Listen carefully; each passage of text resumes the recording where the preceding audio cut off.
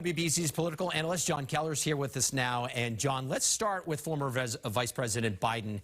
He tried to sound confident, but I think it was important for him that he didn't sound like he was being overly confident. He didn't want to sound like he was declaring victory. In fact, he went as far as saying, "I'm not declaring victory." You know, I thought the tone and the way he handled himself was consistent with what we've seen throughout the campaign, David. I mean, Joe Biden pulled off the difficult feat of raising his favorability rating among the electorate as the campaign wore on. With precisely this kind of performance, kind of low-key, calm, not making a lot of outrageous claims, not shouting, not getting aggressive or hostile. He left that up to surrogates. While he was speaking before, I got a mass email from his campaign manager headlined, "Donald Trump will not steal this election." So he's letting his surrogates carry the offense here.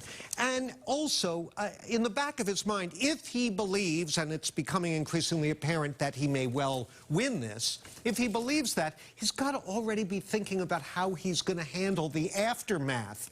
And if you think back to 2000 and how furious Democrats were after the Bush-Gore race, he knows what he's in for. It doesn't make sense to declare victory. It's not like you get anything out of it. Either way, the votes have to be counted. And stay calm. That's the key. Interesting that his surrogates are saying steal the election, talking about President Trump, because President Trump has used that word in his tweets. Let's talk about the president, because he's challenging the results in at least 2 different courts, demanding a recount in Michigan and Wisconsin, I believe, also asking the court to step in Pennsylvania. Give us your take on the strategy here. I mean, I'm not a lawyer, so I can't judge the legal strategy, but from everything I read and see, I've yet to see any legal experts who think there's a real path there. So what's it all about?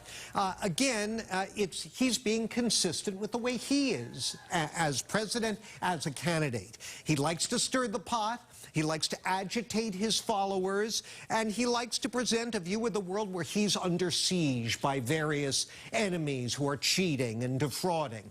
So, and again, he may also be thinking about life after the presidency and how he's going to carry his base of supporters with him into his next venture out in the private sector. One way to do that is to have them be furious about feeling something was taken from them. That will help preserve his stature as the spokesman for this large group of Americans. So there's a lot going on underneath the surface of what you see, David. And just to be clear, you know, when we look back to the 2000 election and obviously the much ballyhooed recount down in Florida, recounts, when they're done, usually shift votes by the hundreds, not by the thousands. It is very unlikely that a recount, unless they found some type of huge change in votes, that's not really going to make a big difference, is it? The track record of having election outcomes overturned by recounts is very slim, very slim. You're absolutely right.